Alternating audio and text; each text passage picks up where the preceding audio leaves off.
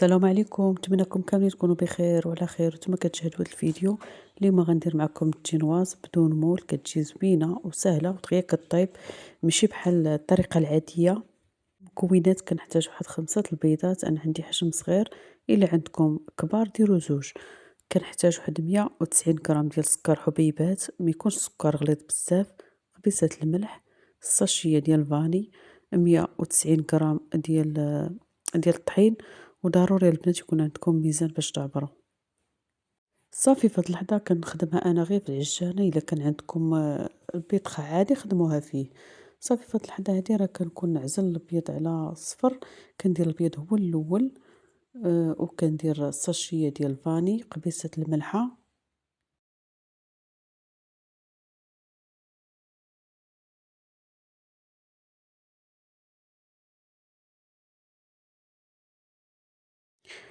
صافي وكنديرها في البيضخة، ملي كتبدا ترغوى ليا كنبقى نزيد السكر شوية بشوية حتى نسالي الكمية اللي عندي. صافي ومن بعد كنبقى نزيد صفرت البيض بوحدة بوحدة حتى ندخلهم كاملين.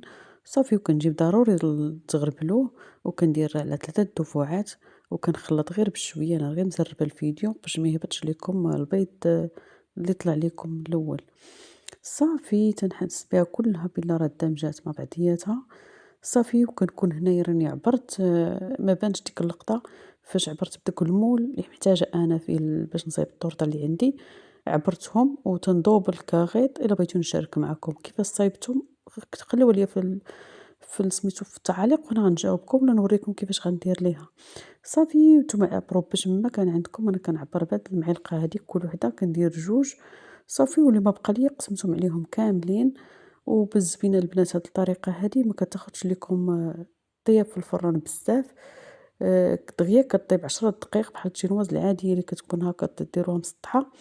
صافي وكتخبطوا المول هكا باش يخرجوا دوك الفقيعات، والفران كنكون مسخناه. صافي مدة 10 دقايق كيوجدوا عندي وكيجيو أروع ما يكون. ي كيجيو زوينين دغيا كيطيبوا. ولا بغيتو ديروهم حتى على 4 ماشي مشكل، طيبوا زوج بجوج. أنا ما عندي الفران صغير درت غير طيبتهم من عندي بدقيق مزروبة. صافي وكيجيو زويونين وكيجيو أروع ما يكون. واخا ما يكونش عندكم المول الخاص بالطورطة، هاد الطريقة راها زوينة وعملية. ما تنسونيش البنات بلايكاتكم وبارطاجيو الفيديو مع الأهل والأحباب باش تحيد عليا هاد الحظر. الله يجازيكم بخير، وشكرا على المشاهدة ديالكم. نشوفوا فيديو جديد، مع السلامة، ونتمنى يعجبكم الفيديو.